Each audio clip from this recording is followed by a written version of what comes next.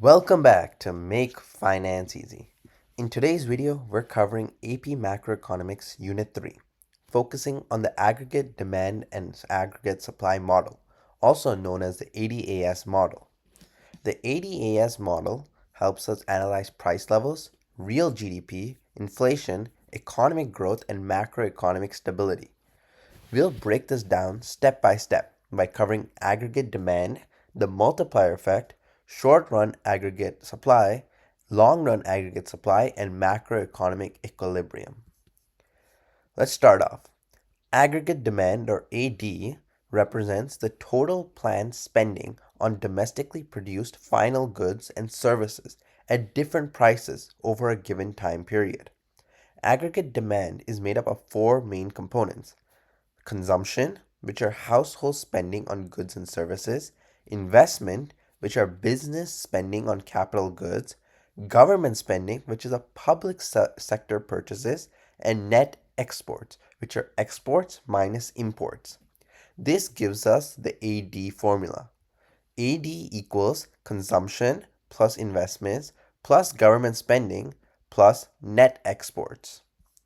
The aggregate demand curve slopes downwards due to three main effects: the interest rate effect, which means lower prices levels reduce interest rates, encouraging more borrowing, investment, and consumption; the wealth effect, which means lower prices increase real purchasing power, raising consumer spending; and the exchange rate effect.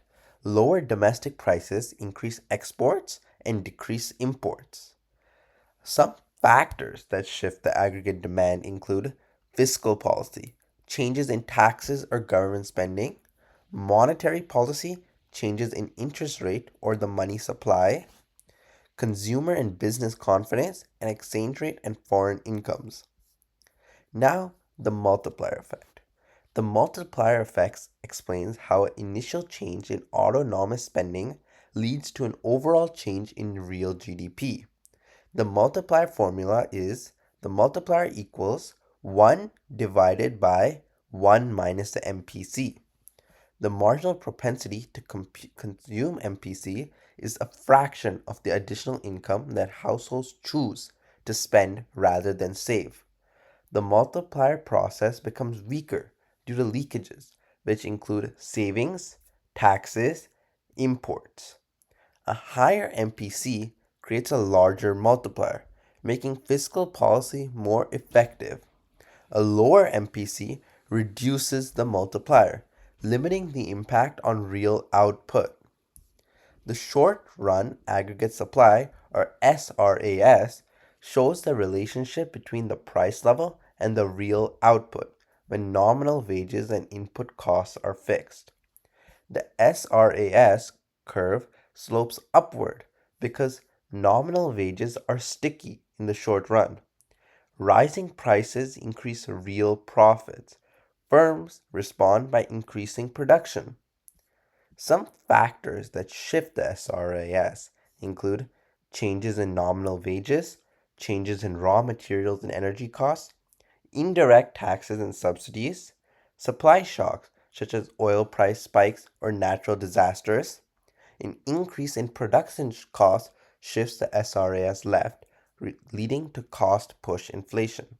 A decrease in cost shifts the SRAS right, increasing real GDP. The long run aggregate supply, or LRAS, represents the economy's potential output, where resources are fully employed. The LRAS curve is vertical because all factors, including wages, are fully flexible in the long run. Real outputs depends on real supply side factors, not the price level. Determinants of the LRAS include quantity and quality of labor, capital accumulation, technological progress, education and training, institutional efficiency. When these factors improve, LRAS shifts to the right, indicating economic growth. The ADS, or AS equilibrium. A macroeconomic equilibrium occurs at the intersection of the aggregate demand and short run aggregate supply. and this determines the equilibrium price level and the equilibrium level of real GDP. If the equilibrium output is below the LRAS, the economy experiences a recessionary gap. If the output is above the LRAS, an inflationary gap exists. In the long run, wage adjustments shift SRAS, bringing the economy back to the equilibrium at LRAS.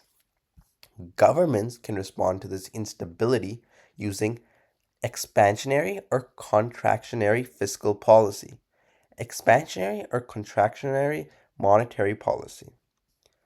In conclusion, the ADS AS model combines demand side and supply side analysis to explain inflation, unemployment, economic growth, and government intervention. It is one of the most important frameworks in macroeconomics and a key tool for understanding how economies respond to shocks and policy decisions. Thanks for watching Make Finance Easy, and I'll see you in the next video.